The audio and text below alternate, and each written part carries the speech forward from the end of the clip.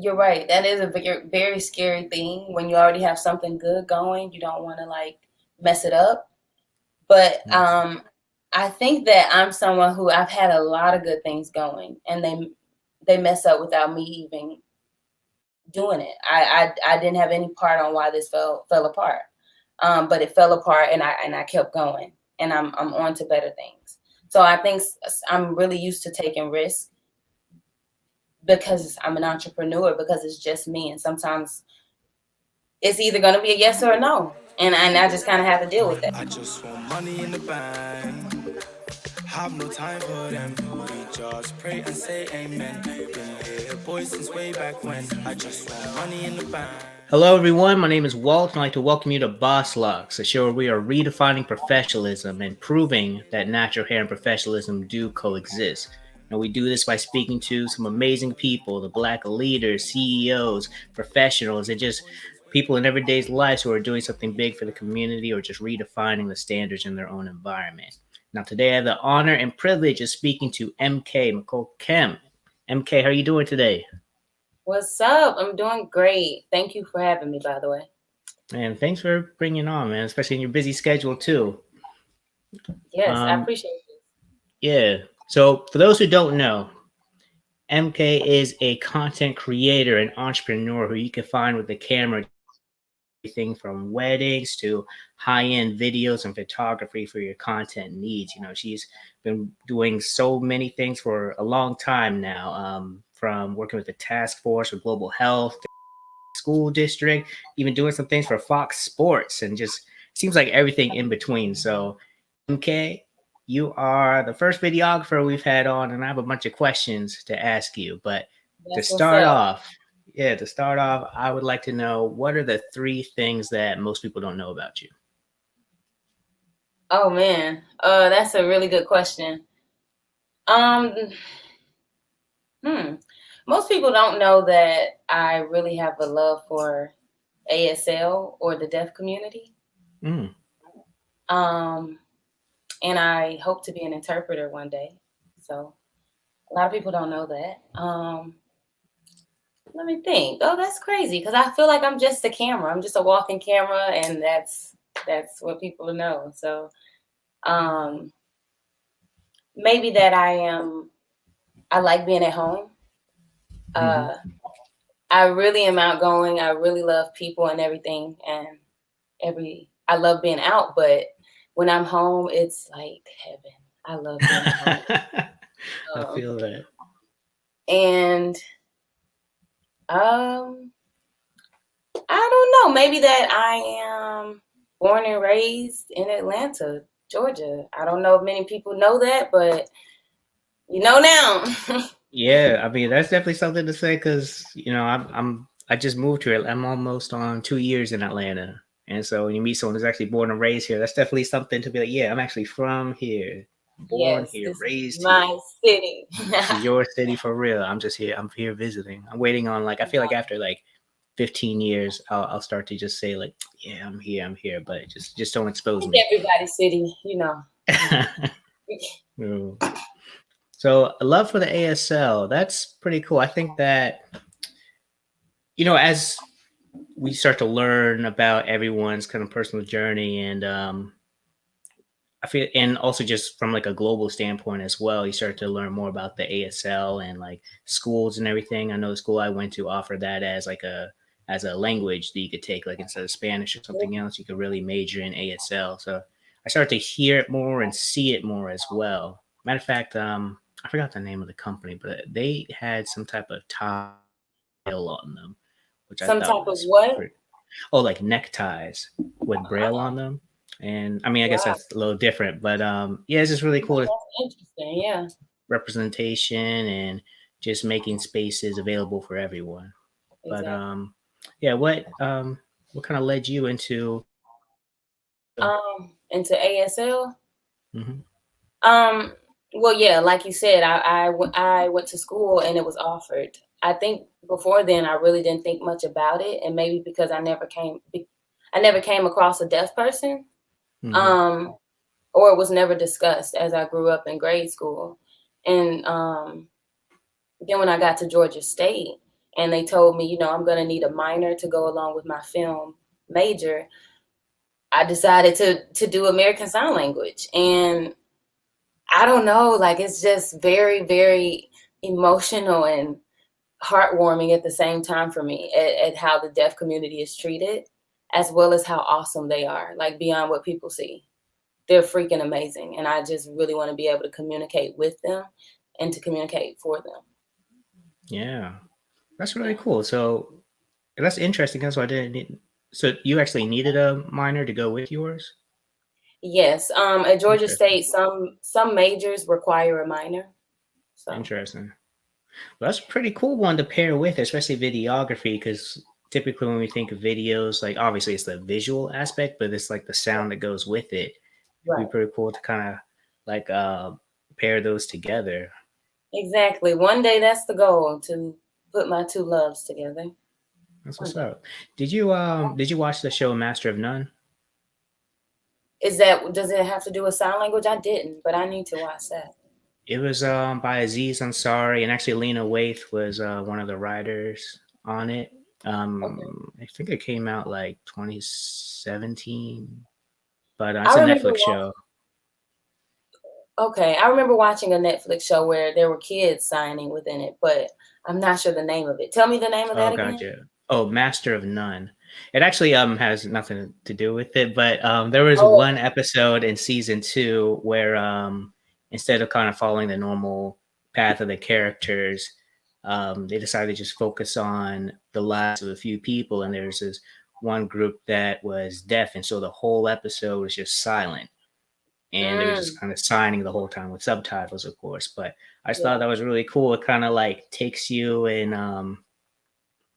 it kind of, I'm not sure if like privilege is the best way, but in a way, but just kind of takes you out of your not even comfort zone, but just what you normally expect. And I think a your lot of people natural expect essence. to, yeah, people expect to watch and hear these shows, but for that episode, it's like no, there's no sound, it's just visual, and it was still a great show. It's really dope. Yeah, I mean, like, can you imagine someone walking through their whole day and not hearing a thing?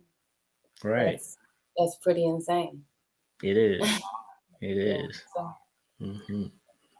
Really cool. So, with everything that's happened, I think 2020 is such an interesting year because there's just a lot of chaos everywhere. But I also see a lot of growth happening as well. And I'm curious in your life, in your line of work. And I don't like to think of things as wins and losses because I feel like there's always something to learn in the losses. So for you, what have been some of your wins and lessons learned so far this year? okay, yeah. I love how you changed that loss to a lesson for sure. But yeah, 2020 has been a roller coaster for us all. I think it brings some good because I like to stay at home. So, but it doesn't bring good for my company as well as 100,000 other companies because we need that interaction. We need events. We need holiday moments. We need love moments. We need content being created, whether it be for entertainment or educational purposes or um, sports. I mean, everything it's kind of how we operate. So due to things being shut down, I feel as though we all focus on what's necessary. And if any of us could put on three fingers what's necessary in our lives, creating content would not necessarily be what you're thinking about at the forefront. So that's how my business has been, or I can sum it up in that way where things have gotten slower, smaller, minimum because no one just needs images. That's not something people need right now. They need income, they need food, they need mental, mental help or stability, but a photo shoot is not necessarily um, on the top of your mind. And that really has had my bookings a bit slim. However, because my bookings are slim and I'm not constantly out shooting or answering phones as much, I'm really able to hone in on what I haven't had time to do. It's really allowed me to I've actually had a new website. I've got a new company on how I go about booking. It's allowed me to rebrand pretty much. I've got some products. Shop by MK has never had products, and I haven't pushed it at all yet, but we've got products coming, and I've got so many things coming that I wouldn't have necessarily had the chance to roll out. Ideas that you kind of had there, but you haven't put play on them. I've been able to click play. So it's some good, some lessons learned and some good still going, That's what's up. And actually, I saw your website. I didn't realize it was new, and it's very well put together.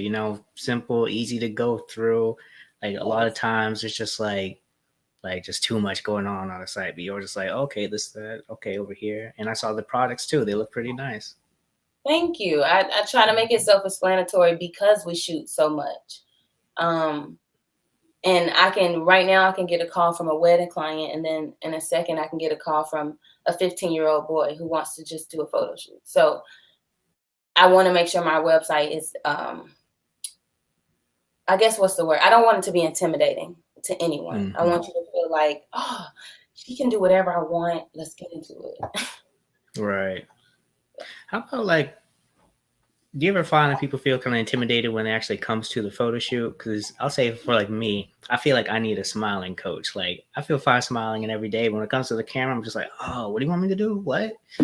Like how do you kind of help ease people into the whole process? Yes, it's crazy because I am really good behind the camera.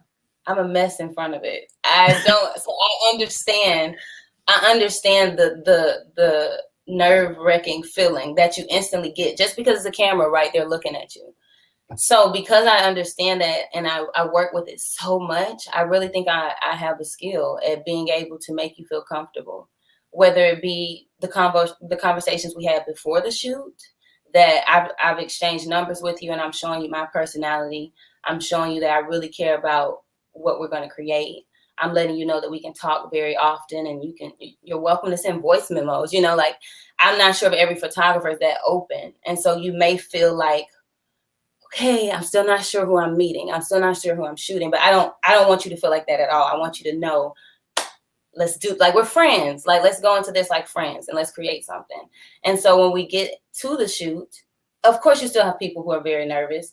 And I just like to make them almost like an interview. If you've ever been in an interview and they go, let's just make this a conversation. I don't want it to feel like an interview. That's the same thing I try to do, where let's pretend we're not even shooting photos. Let's walk through the park for a second, or let's sit in the studio. What kind of music do you like? Let's turn up, right? The focus isn't even on the picture. I really want you to just enjoy this. I want you to feel beautiful. I want you to whatever you're hoping for. I want to make that happen for you. So I guess that's my goal. And then we can focus on the photos. That's last. That's really cool. Yeah, I know, just in our interactions, and I guess we've only spoken once.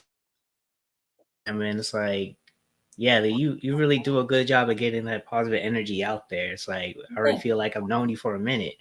Right, man. We're homies, man. Oh, yeah. Cool. Have you ever been in customer service? A little bit. I mean, I've worked tons of jobs. Anybody that knows me knows I hustle. For the past 5-6 years, I worked for myself, but I've worked at Piccadilly, Enterprise, Quick Trip, rental companies. I mean, I've been a valet person.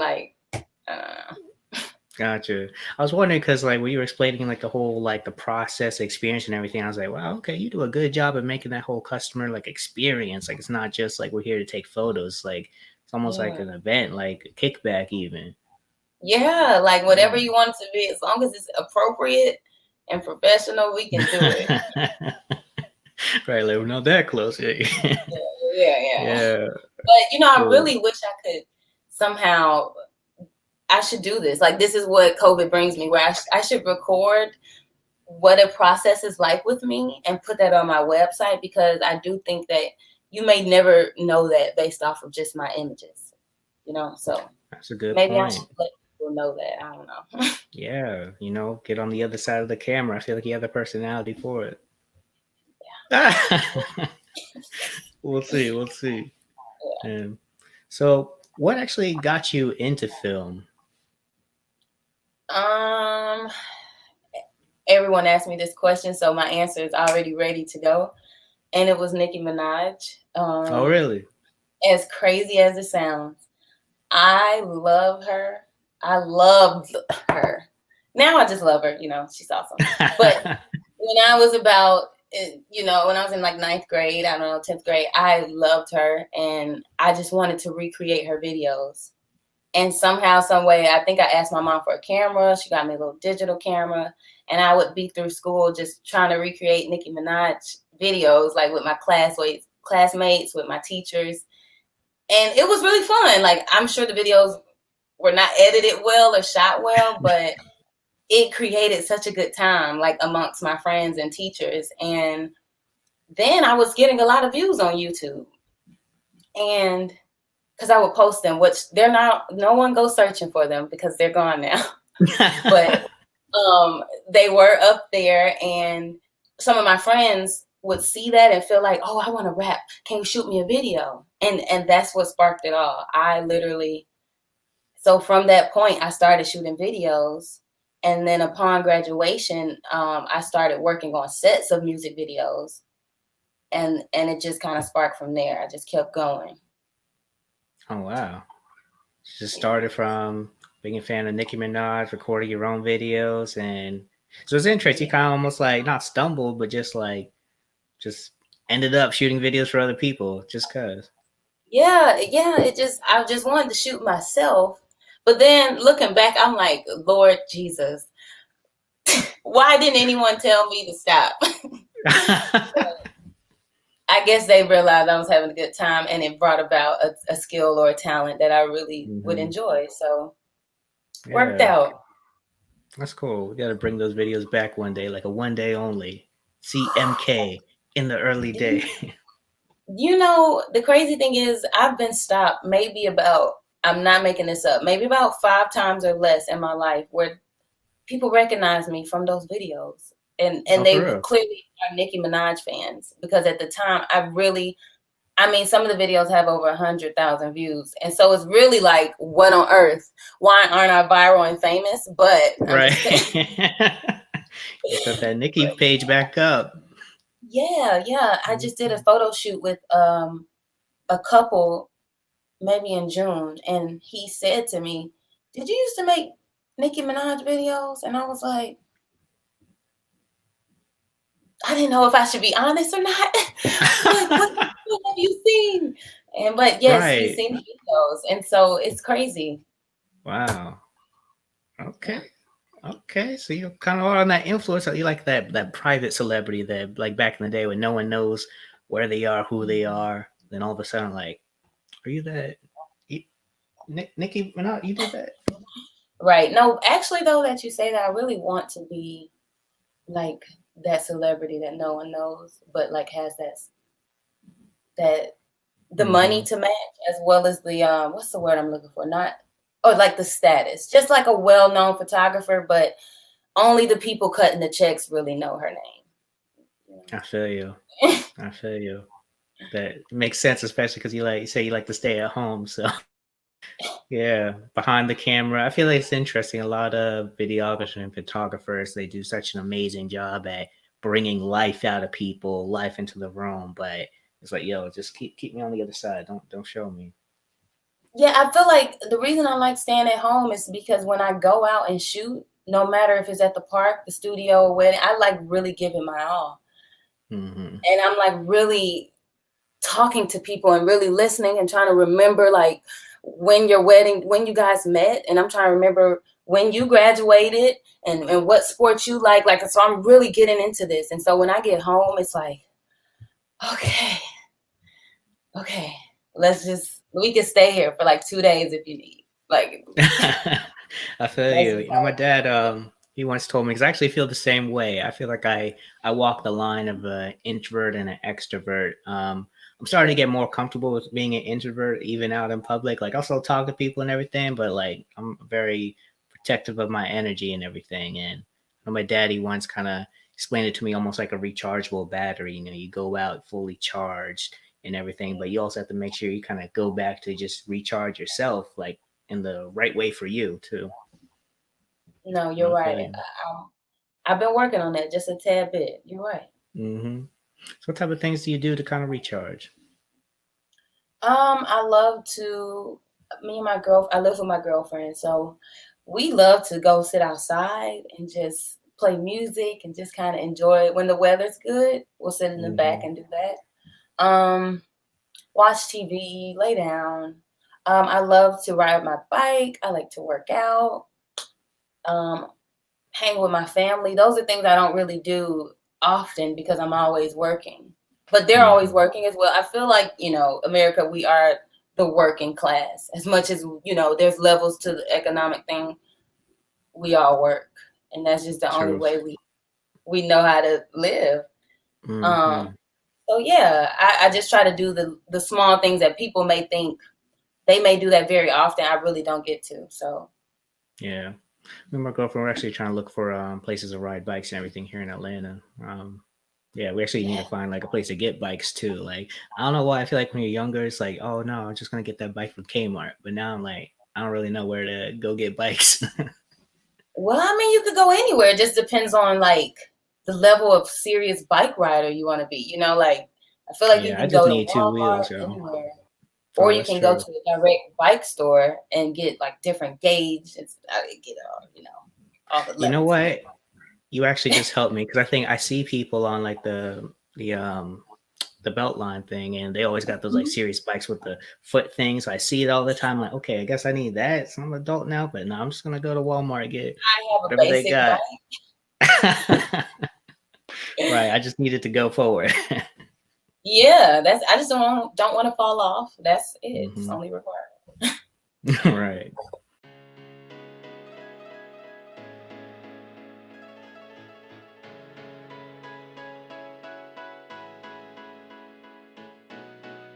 Hey, I want to take a quick break to tell you about a Facebook group we've put together called Working While Black. It's the #1 group for Black professionals, creatives, entrepreneurs, and people in the workforce to connect, learn, and support each other's growth. It's an extension of this very podcast and will be a place to dive deeper into topics discussed on this show, as well as having the opportunity to participate in a live Working While Black series that addresses the Black experience in the workplace. Now, if you're feeling this, then you'll want to join immediately because we're naming the first 50 people to join as the founding members who will get special privileges as the group grows. You can join today by searching for BossLocks Working While Black.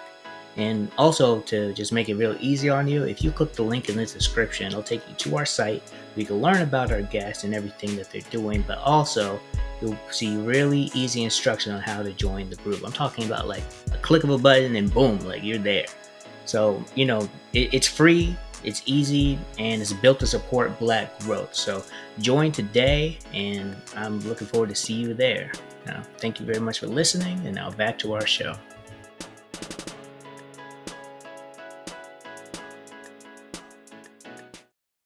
Gotcha. Yeah. So, I wanted to ask you because, well, one, I want to kind of congratulate you on your success thus far. I Thank think you. you Same to you. I appreciate that. Appreciate that. Yeah. So early in my journey, but I think you're saying that. Um, but like working with Fox Sports and like the Task Force of Global Health, kind of like what's it like when you start to work with, I guess not necessarily like bigger clients, but just working in different spaces. Like what was that like for you? It's a difference. Like when you say bigger companies or bigger clients, as much as we don't want to say that, that's what it is. And the feeling is different. It makes sense how it goes. The experience is parallel to the type of company it is, if that makes sense.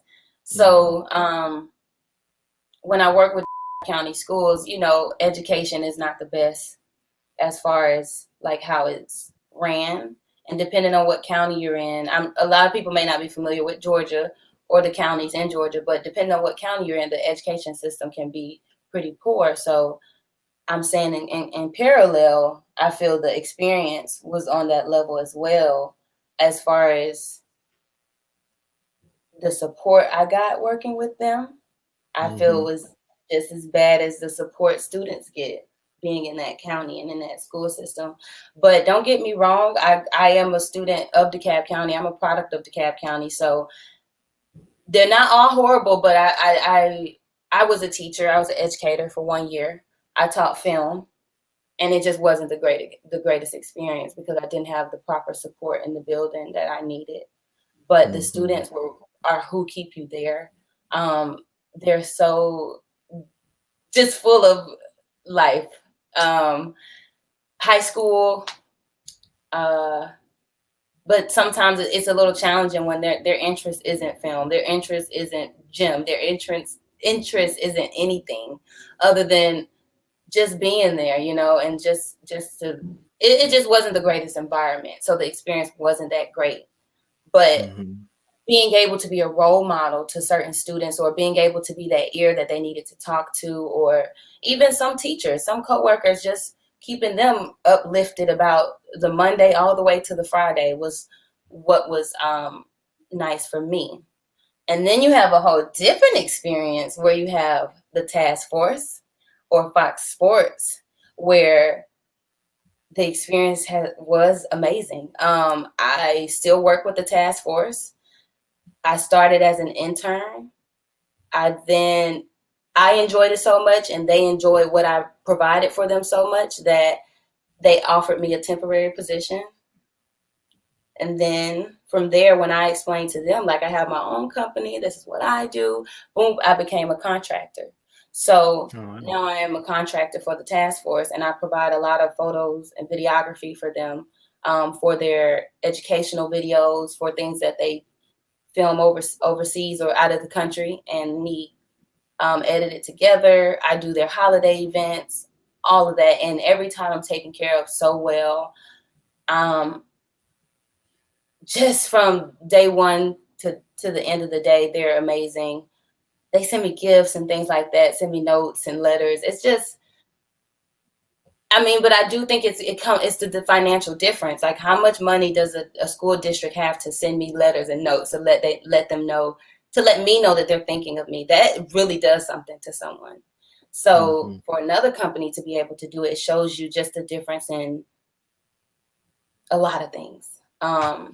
So, and then with Fox Sports, I was an editor. I was like an intern editor that turned into a temporary position, and then I moved on from there. But that was really great as well. I was an on-air promotion editor, so I edit a lot of Hornets, Charlotte Hornets, and I'm not good at all these names, but I edit all that stuff, and it'll be like tune in on Friday at 7, and all that stuff. And that was really fun. I enjoyed that. I actually wish maybe I should get back into that, but yeah. Well, yeah, so that you were like, yeah, you were one of the people, like, when it's like live flashing, you'd be like, boom, like you press that button. Exactly. Well, you know what? Actually, you know what? I don't know how that works actually on the back. Like how exactly all that like comes together, because all I know is like from the consumer side, I'm just watching. I'm like, okay, yeah, that popped up. Okay, exactly. Cool. Well, in Fox Sports, in Fox there's tons of different divisions. So I literally worked in Fox Sports division, and there were tons of different editors for different reasons, or different specials on Fox, or different sporting things. And I was under a certain rim where I was just doing promotions. So not necessarily the live game, but just the promotions where you're watching something totally different, and boom, it comes on the Thrashers, the Braves, doom, doom, doom. And then, I don't know, like, that was what I edited. And I would have to chop up those videos. I would pull them from the live video from last week. I would pull the best clips, the best swing. I would pull like the coach yelling on the sideline, or just, I would have to shuffle through the reel of footage and create things with different sound effects and graphics and stuff like that. And then I would the coolest experience, I never got this experience before, where I would have to play my edit live for the broadcast in California. So then they could record my edit and they play it live, or they, somehow they get it played through their network or whatever the case. And I just remember them telling me that I was the first intern that they really allowed to do that. Like normally they just let the interns edit and then they kind of look at it and, it's put to their portfolio, not necessarily sent over to Cali. But I was doing a little good. Okay. So they let me, Mm-hmm. That's what's up. That's pretty big. Yeah. So to kind of go back to global health, I think it was really cool that when you got the position, they offered you something, but then you did something which I think kind of afraid to do, because there is a lot that could go wrong. But you actually were like, hey, I actually do this for my own company. I could do it for you. If you remember, like, what did it, or I guess why did you decide to pitch yourself to them like that? You're right. That is a very, very scary thing. When you already have something good going, you don't want to like mess it up. But I think that I'm someone who, I've had a lot of good things going, and they mess up without me even doing it. I didn't have any part on why this fell apart. But it fell apart, and I kept going, and I'm on to better things. So I think I'm really used to taking risks, because I'm an entrepreneur, because it's just me. And sometimes it's either going to be a yes or a no. And I just kind of have to deal with that. So I think I really just felt comfortable with the company. I think that the culture of the company is, they're very understanding. They listen to what you want as well as you're listening to what they need. And they're really good at compromising or coming to ahead at something. And I think at the time, the company maybe was scaling back on how many employees they could have, or what departments they can have. And I think I was very aware of that. And so I was starting to make a game plan as they were probably starting to make a game plan. And I think I was like, look, let's just pitch this idea. And if it doesn't work, tell them to pretend you never said it. Tell them you'll be here until they need you, And but it worked out. Wow, that's what's up. That's very cool. So now with them, do you still do that other job that they originally asked you to do, or is it primarily the video editing through your company? It's really tailored for what they need. When I was an intern, I worked in a department specifically for one branch of the global health. So I was providing content for that branch, meaning like I was creating things for their website and for their YouTube channel and for their whatever. And then it kind of, as I became that temp, I became creating content for global health for any department. So now it's more like, hey, MK, this is what we need. How much? Hey, this is what we need. So I do a lot of different things for them. Oh, that's cool. So, you've worked types of environments, work environments. So I think it's really interesting. So you've gotten to see basically like professionalism in different settings. So one thing I like to ask everyone, and I'm very interested to hear your response, but what does professionalism mean to you? Good question. Professionalism to me is just good business, giving someone the business you would want given to you. Like you said, customer service, just being able to be proud of what you said, being able to be proud of what you emailed, being able to be proud of what you put out. From start to finish, I feel like that's professionalism at its finest. Appropriate. We all know what's appropriate and what's not. So, hey, I just want to be like McDonald's, as simple as that sounds. They did something right because they are everywhere. I like that answer. Chick-fil-A, everybody. Yeah, they're doing something right for sure. Oh, cool. So I think the life of a videographer is pretty interesting. And I think you kind of show it. At least your life is pretty interesting because all these different environments while also having your own company. It's tough to kind of balance everything, like going into like wedding shooting mode versus doing some video. Like, does it ever get like kind of hectic or chaotic? Um, I'm sure it can. I'm sure it can get more chaotic than it has. I feel like my world gets chaotic mentally than anything else. I'm very organized. I've always been. So I think when I started my company and I dove into it, I'm pretty organized as far as my clients, my how I communicate with them, how I store images or how I store footage. I never lose a file, or I don't want to say never, like it happens. But the point is, if you ask me about a photo shoot, I won't have to go digging. I know exactly where to find that because I have a system, as well as a lot of great photographers. Like it's the best thing to do. Why not? Um, and yes, because I shoot a lot of different things, I feel I just have to stay organized. There's just no other way I can operate. Which is why I lose my mental when it comes to Instagram because uh, that's where I lose my mind at because I feel like I shoot so many different things that I cannot show you that with one picture.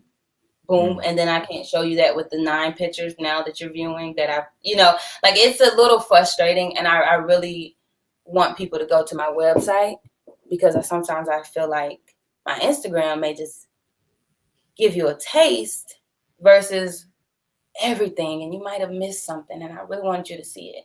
And so anyways, that's my business. It's a lot going on, and so I'm saying I really stay focused. Other than mental, it could get chaotic because I'm trying to make sure that I'm appealing to every audience.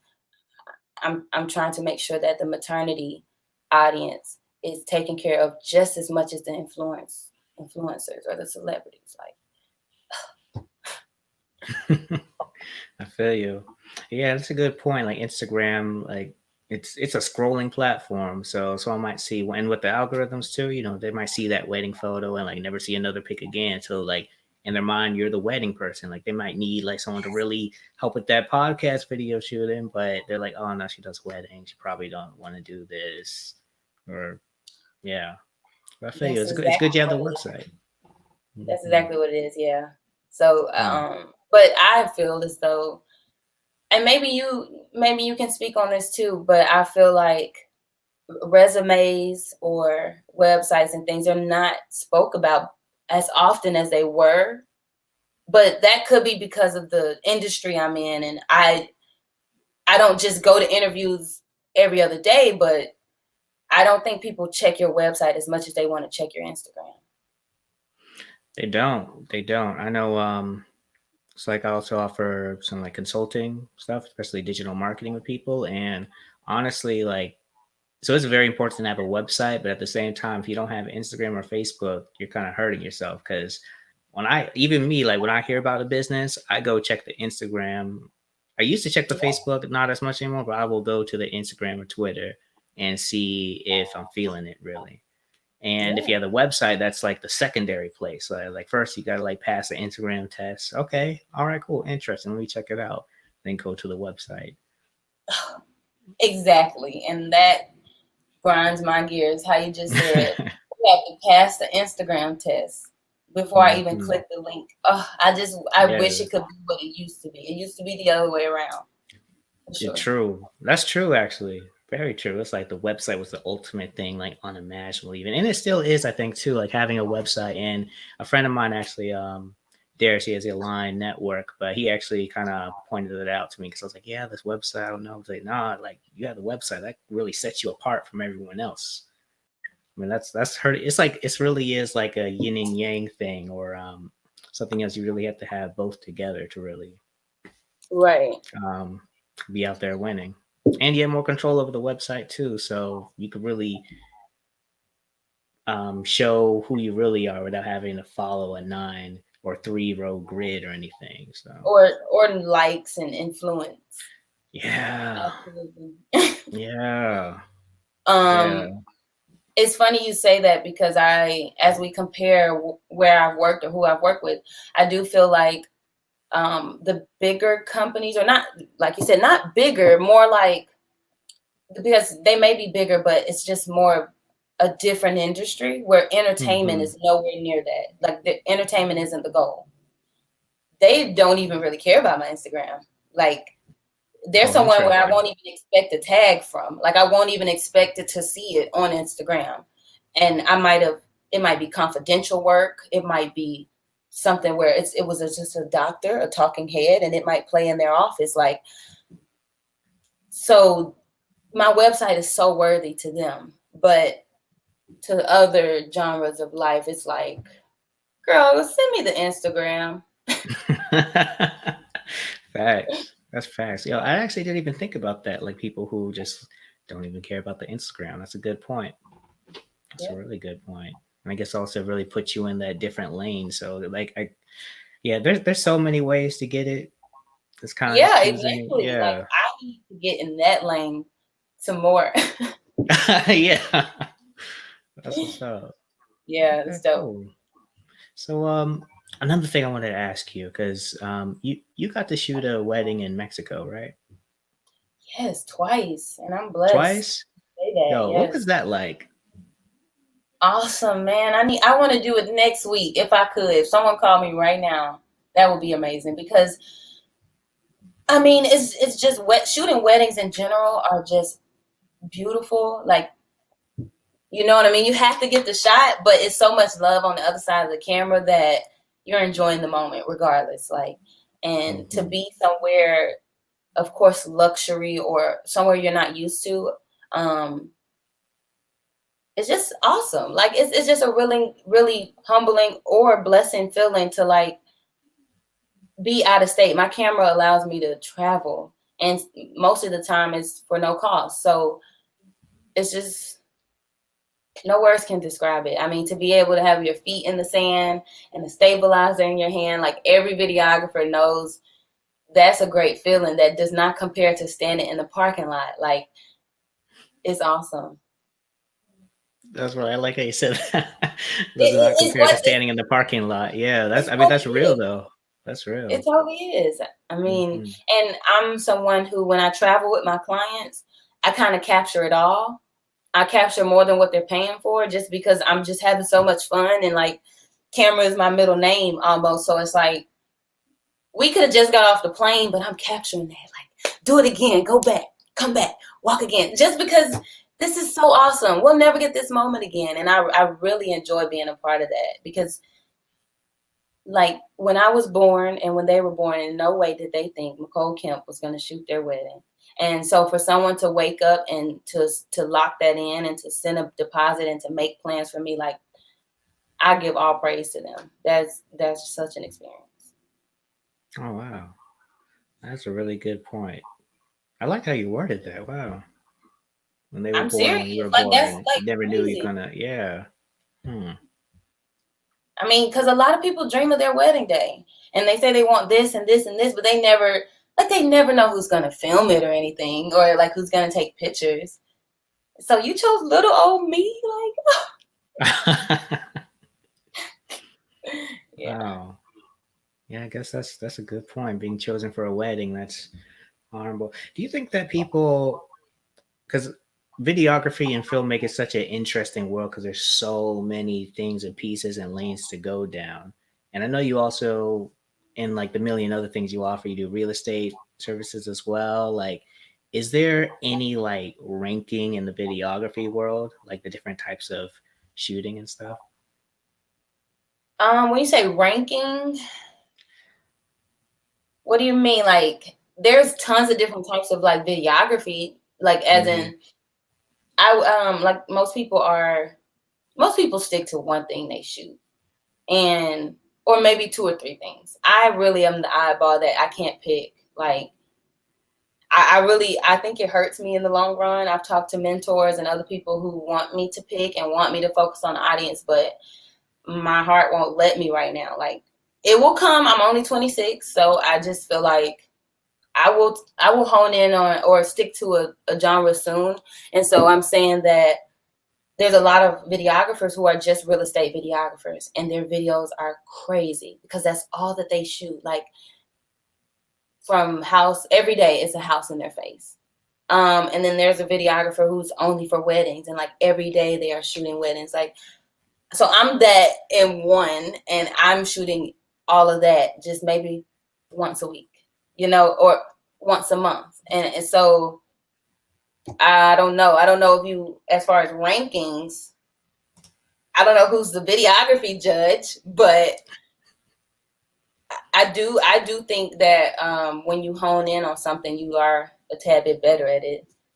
Mm-hmm. I won't discredit anybody. Like I'm a real person. So I do feel like people who only do newborn photography, their stuff is killer. I don't have a whole storage room full of newborn stuff. So how on earth can I kill the game like that? Like, you know what I mean? But I'm gonna get there. One day I'm gonna figure out what exactly. And maybe I won't ever get there though, because I do feel like you can trump in a lot of different categories. And I think I kind of like being the black JC Penney's or the black Life Touch or the someone that kind of shoots all genres, and it's like I don't know how to explain it, but No, I feel you. I feel you. Actually, it reminded me. In episode 12, we had Kenny Henry on, and he is a very interesting person. And one thing, I mean, he's someone else who has done a lot of different things and worked with a lot of different companies and industries, and like the spaces he's in is pretty amazing. But one thing he always says is like he hates that whole mass none thing, because you really can, like, when you lead with authenticity and just be true to yourself, like you're just going to end up doing a couple of different things, and that's what's true to you, and kind of following your heart with it. Like he was saying, like he's gone from writing a song to someone to working on like a campaign, and yeah, just kind of following your truth and knowing yeah, yourself. And yeah. yeah. Um, I'm a Gemini, so and not that I feel like I'm not huge on horoscopes, but I know a lot of people are, and I think that I really fall. I'm a true Gemini where I'm indecisive, I'm moody, and but I'm fun, but I come with a lot of different levels. And I think Hmm. that's what my work is. I just cannot choose. Like as much as it may be nice to shoot a baby every day, I don't really think I want to do that. Like I think I want to see a married couple the next day, and then I would like to see a cool influencer, and then I want to shoot with a business. Like I don't know. I'm really into switching up and keeping things fresh. Hmm. Yeah. If anything, you almost like do have a lane. You kind of created this experience, which is like different for everyone, but it's like the MK experience. So it's almost like the other way around. It's like, yeah, I'm not a like I'm not your like necessarily just a realtor person. Like you're more so. It's kind of like the lane. Yeah, yeah. Um, Mm. That's very true. I was at Cam Kirk Studios the other day, and they're Oh, like a big cool. inspiration to me. And I remember they asked like, "What's your why? Like, why do you do this? Or what's your audience?" And they were telling like they want you to choose, and it's so hard to choose. But like you said, I do think my audience is it's why, but it's more so on the everyday what you need, I guess. I don't know. I'm gonna have to really hone into that and get into that. That, Yeah. that bothers me mentally, actually. I feel you. And really, it kind of goes back to what you're saying about just kind of being stuck with the Instagram grid. Like there's so much that you can't even just show on Instagram, and that website kind of helps you show it all. So Yeah, it really yeah. spreads it. Yeah. Hmm. In an organized fashion. I feel like when I do show, if you go to my Instagram now, Ed Shot by MK, um, you'll get a scope of what I shoot. It's very different, but if you don't take the time, you'll never see something. So yeah, but we already. Yeah. So one thing that I saw on your website was that you mentioned that you wanted to make a vital impact on the media industry. Can you explain a little bit more behind? Yeah. Most of us know that the film industry, the media industry, the photography world is male dominated, and there like a lot of things are male dominated actually. And I feel a lot of women are here to change that as much as we can, um, and not necessarily to dominate, but more so just level up. Like we need to see each other at the same level. Um, and I remember when I first got into the industry around 16, I was on big sets like with Gucci Man and Future and T.I. and all these things, but I was always the little girl. Like there were never any other young ladies there. It was tons of guys, and also because maybe what it came with, I was on a lot of hip hop sets, so you know what that comes with. But somehow, some way, little old me was right there with my little camera, and I just never saw anyone I felt comfortable with talking to. Like you just want to be there so you don't get kicked out, you know. But Hmm. it was just a different feeling. But then when I would get on certain sets where I saw female directors, everything just felt you just feel more comfortable. You feel like you're learning more. You feel like you're able to ask questions. You're able to talk. You're able to just soak all that knowledge in. And it didn't feel the same when there wasn't um, like-minded or women in the room. It just felt like there was a block, a creative block, or a business block on how I can grow or how I can get into this. So when I realized that, I was like, okay, like I'm gonna really try to stick with the women. I'm gonna really try to like be the I wanted to be a music video director, but I wanted to shoot like the drugs and the money and all that kind of stuff that they all the guys do. Like you could play the gun in my face. Like, why do you feel like you can't do that with me? Like a lot of people felt that they didn't want to, but trust and believe I was a little nervous sometimes, but I'm such like a doer that I wouldn't let that stop me, and I wouldn't show anyone that. And I really wanted to get past the gender thing. Like it's still there, and I feel like honestly, I have locks and things. I feel like over time that how I look and how I dress probably came from how I was perceived Mm. back then. And not so directly, not like if anyone asked me today, why do you have locks? Oh, because the film industry wouldn't take me serious. Like, no, that's not what I'm saying. But I'm saying that over time, through my life experiences as well as my experiences through the film industry, I do think it plays a part as to why I am a bit more masculine with how I look versus the average female. Um, so yeah, to circle back, it's like I really want to be here for females who want to shoot what they want to shoot, and they're second guessed, or they're doubted because of how they dress or how they look or how they talk.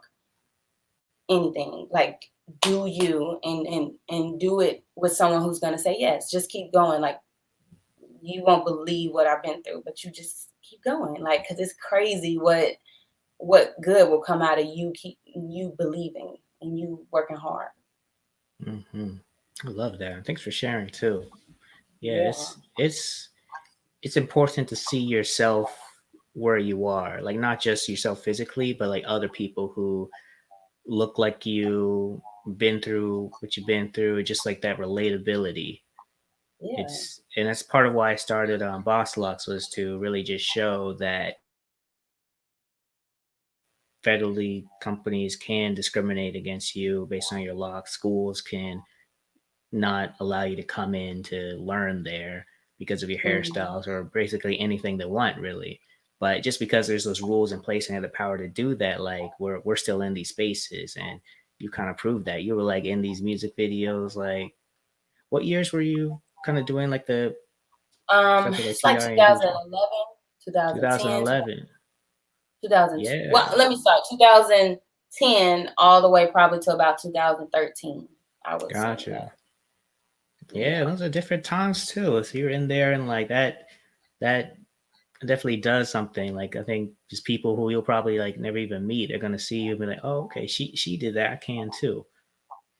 Yes, but the crazy thing on the locks thing is I feel like had I had locks back then, I might have been perceived better and easier, quicker, because Locs instantly, I don't know about other people's experience, but for me, since I've had Locs, they instantly give you this number one black look.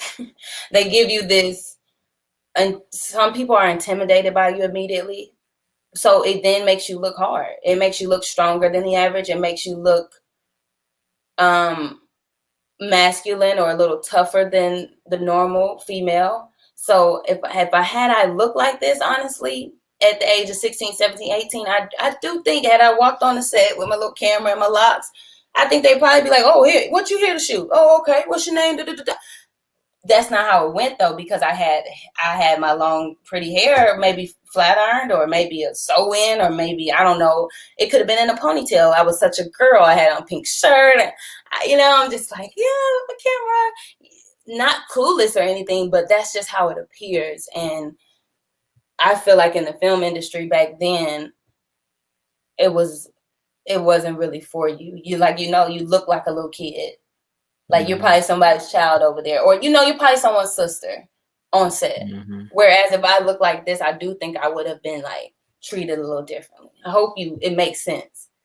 It does, Like, yeah. There's something about but how when today people, it's not like that. yeah, I feel like today most women are coming very, very cute and very, very sassy and correct, that guys are listening because of how bossed up they look. So then that I'm not in that category either, am I? So it's like it's different. As far as the music video world, or the film industry world. But what I do, I'm not really even in that industry anymore. I'm really a content creator for a lot of different genres. So I never even introduce myself or call myself a video director or a filmmaker. That's just not what I do necessarily. Content creator. Yeah, I feel like I started calling myself that as well, just because it forces, it doesn't allow people to put you in a box, basically. Yeah. And yeah, because Absolutely. you really can do a lot of different things. And you know why I feel like that word is different now? I don't feel like people used to say it before. And the reason I feel I am a content creator is because there's more that exists now than just photo and video. Like people want GIFs of themselves. People want memes of themselves. People want things for their story. People want IGTV videos. I mean, there's trailers now. You could put filters on the Snapchat or whatever for your event. I mean, it's so many different things now. So that's why it's like the average photographer may not be able to make that. Like they might just take images. A content creator can create any type of visual content that you're looking to. Yeah, that's true. And I always like to say, like, well, I'm gonna start calling myself this. I say it in my mind all the time, but like I'm the repurpose king or kind of recycle king, because that video can literally turn into a lot of different things. It could turn into a image, of course, there's a still shot.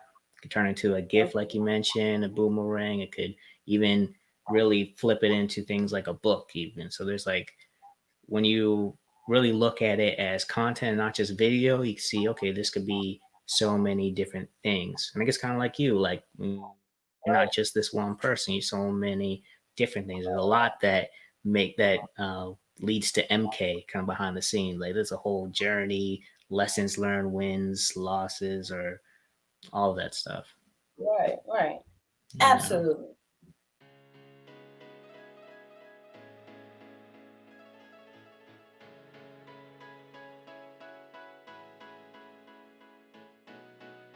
Hey, I want to take a quick break to tell you about a Facebook group we've put together called Working While Black. It's the #1 group for Black professionals, creatives, entrepreneurs, and people in the workforce to connect, learn, and support each other's growth.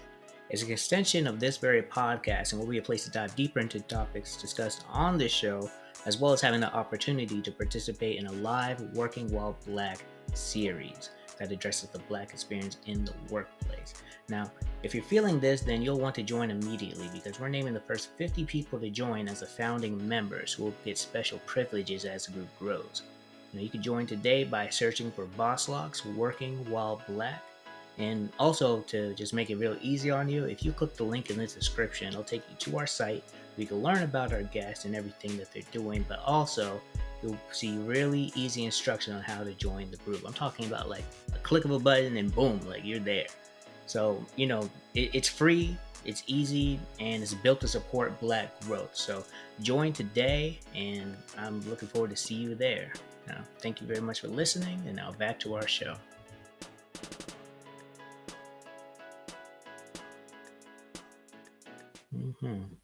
So cool. So, how long have you had Locs now? I think this year will make 2 years. That's what's up. They look really nice. Thank you. Thank you. So, with I guess you already touched on it a little bit, but do you remember that decision to actually start growing Locs and what that was like? Yeah. Well, so for starters, Walter doesn't know this, guys. So shocker.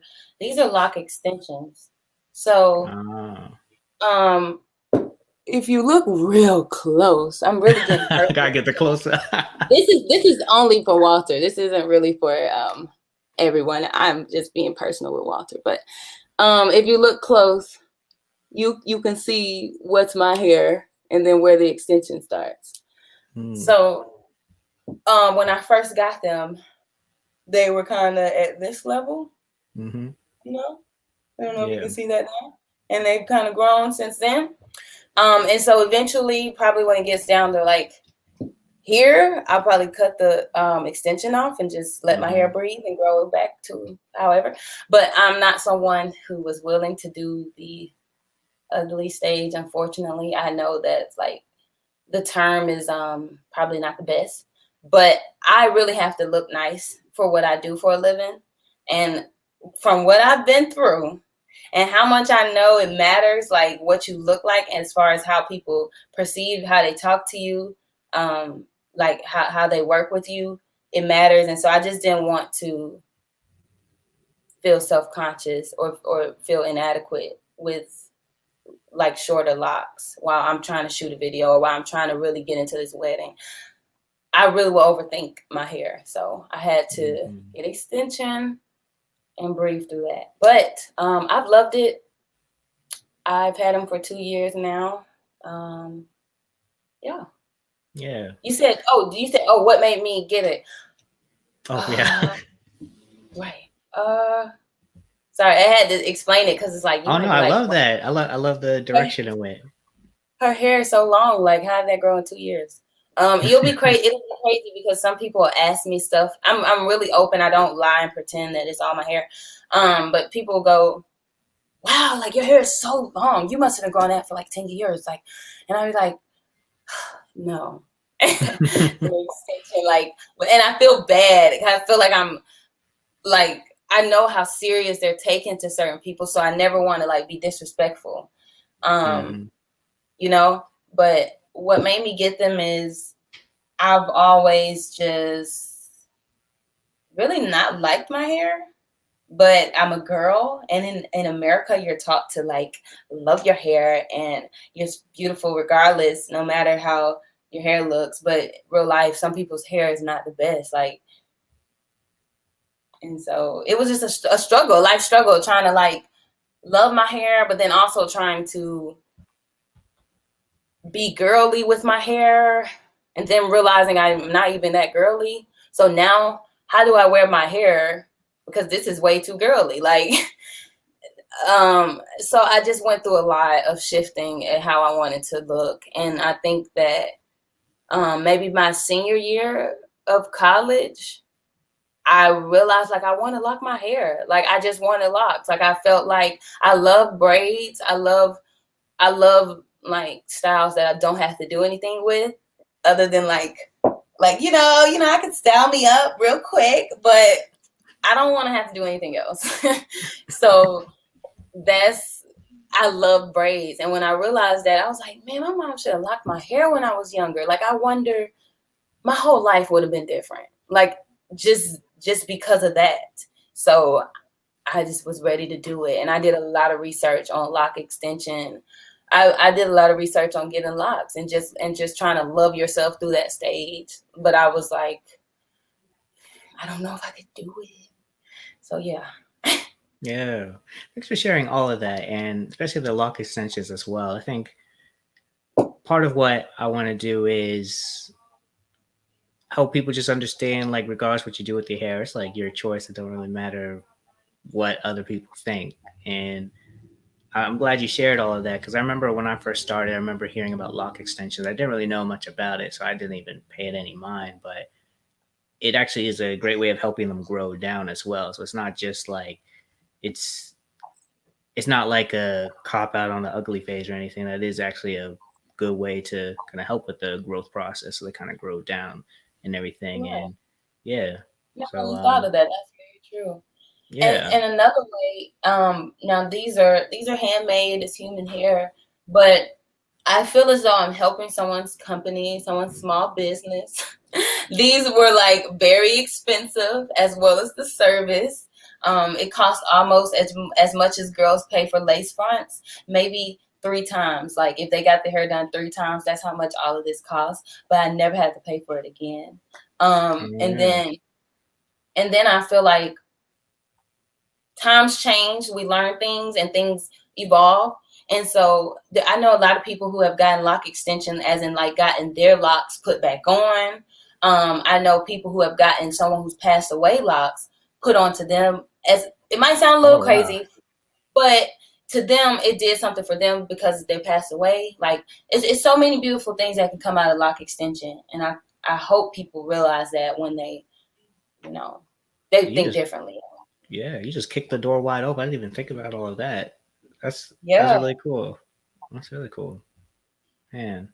All right. Well, I know you have to go soon, but I just have two other questions for you. Okay, Um, cool. what advice would you give to someone who wants to go natural but is kind of worried about being accepted? Well, I would say number one, as long as you're doing something with the right reasoning and you're being a good person here on earth, wear your hair how you please. Wear the outfit you please, like strut around how you please, as long as it's not hurting anyone else. Um, and I say that because I know I have tons of friends. I have line sisters who have natural, beautiful hair where they wear it out in an afro, or they're doing bantu knots, or they're doing those rods and the curls, and it's just so beautiful. Like, and I just don't understand how anyone could see it differently. So my thoughts would be is to rock it and teach them what they're not understanding, you know? Love it. And last question is, do you consider your locks a hairstyle or a lifestyle? That is a good question. Oh my goodness. I love that question. I'm gonna start asking people that question when they ask me how long I've been growing up. Because I love that question because I feel very nervous talking to some people about locks because they Hmm. get real deep, and I'm like, I don't know, I don't know. So to me, honestly, it's just a hairstyle that I will have personally forever. Like I love my locks. I really wish I would have been made this decision, but I plan to have these forever. And as far as a lifestyle, I do believe it is a lifestyle that I don't live, but I do believe that there are, I guess it wouldn't be the lock though. Maybe it would be like a Rastafarian or it's some type of vibe that I do feel people have who have locks, and they're really like in touch with outdoors, or they're really into like not retwisting their locks for very, very long times. Or even they have their children have locks, and it's no games played. Like as soon as that hair is grown out, we're locking it up. Like that is a lifestyle, and I respect it. I love it. I need to learn more about it. But if it makes me nervous now because I have locks, like I really didn't think about it when I didn't have locks. It would be like, oh, like it would be like seeing someone who's more proper than I am, or it would be like seeing someone who's really into horoscopes and I'm not. Like it's just something different. But now it's like, ooh, I kind of have what you have, but I don't know if we on the same boat. So like, let's not. I don't know. Hmm. I feel you actually. I'm glad you mentioned that because I think that it's, black hair in general is so interesting because that's I feel like that's the theme of this episode. Like, there's just so many different ways to go about things, and actually, something that Jasana McDaniel, she was the first person for the first episode that we've had on the show. It's called 8,000 Ways to Be Black because there are so many different ways to be black. And even with our hair, there's so many different ways to grow it. And just even in the lock lifestyle, like there's so many different ways to live your life with locks. And it's, it does symbolize a lot, but I think if anything, I always like to say it's really just an extension of yourself. So it's like people probably will like expect you to live that lifestyle, but a lot of white people associate locks with like criminal behavior and stuff. So who's to say what the proper lifestyle is? I've really experienced a little bit of that. So now that I have locks, I forget I have them. They're just my hair now. So it's like sometimes I get looks and stares that I'm trying to figure out why they're looking at me like that. But I think sometimes it's because of how my locks, and I could have my book bag, which has tons of camera stuff in it, but they may think otherwise. I just look. Sometimes I do get the looks that, like, what you up to? Mm-hmm. And I'm just getting in the car, like nothing deep. Right. But you made me think of something. My little cousin, he's 19. He has very nice textured hair. He's mixed with some type of Puerto Rican maybe. And so I'm just trying to give you a visual of his hair. And he wanted locks and he locked it. But of course he didn't want the nice little neat locks I tried to create. He wants this Rasta. He wants them to be, what do you call it? Freeform. That's what they call it. Mm-hmm. Yeah. And at first I was just like, oh, that I don't know. I don't like how that looks, but like it's grown on me. Like I really like it how it looks on him. And he's nothing like a Rasta, but I'm sure when he walks somewhere, people instantly are looking at his head and probably sizing him up, and it's crazy. But even as his cousin, I was like not enjoying the hairstyle, but it really grew on me, and it's like you forget about it on him. It's just Yeah. him. And so for me to have to take a little time, I can only imagine what the world does to that, where they don't even take time sometimes. And it's just like, oh, I see it, let me react. And that's why Mm-hmm. I'm saying that advice is to make them react. Like, do you, but just make sure you're doing the right thing so that you're not the wrong person in the situation. But allow people time to adjust, like be you. Yeah, I love that. I feel like we all have to unlearn from all races. Like everyone, there's a lot that we don't know. We assume we know, and we just have to realize that we just really don't know. Black people, white people, Latinx community, everyone. We all have learning to do because there's just so many like because I remember when I was younger, just like being like very big on like, no, I don't want my locks to be free form, to be neat and everything. But as I grow into it, I'm like, what, actually I don't even mind like the free form life. Like there's something cool to everything, like just how the hair can grow in general. It's just like very interesting. So it's like there's not one way to do it. And yeah, I appreciate you sharing that because I think a lot of people have to do some unlearning, and yeah, it's just not that deep. Yeah, life is Yeah. like learning. Like you said, that 8,000 ways to be black. If that's a perfect, we need that on a shirt. Like Oh yeah, it's coming. It's coming. But that's yeah, that's exactly what it is, and yeah, it's crazy because they'll throw us in this box of being black, and it's like I'm nothing like the black girl sitting next to me. But whatever. Okay. hmm that's right. All right. Well, I know you got some work to do. You're about to shoot a wedding in a little bit, so I really appreciate you making the time to come on. And is there anything else you'd like to share before I let you go? No, I really appreciate this. I love what you're doing. I love the message. I really think that more people need to hear this and need to understand like professionalism goes past my physical feature or how I look. Like so yeah, like and back to the deaf community, it's like we gotta really love each other. Like, because just because someone can't hear, or just because they need to talk with you with their hands, like, does not mean you size them up or count them out. And I want to make sure, or I think we all want to make sure that you don't count anyone out because of the locks that are growing out of their hair. So I love what you are doing, Walter. Shout out to you. And thank you for having me. Like, I'm so happy to be the first videographer. That's monumental, because this will get bigger and bigger and better. So this is dope.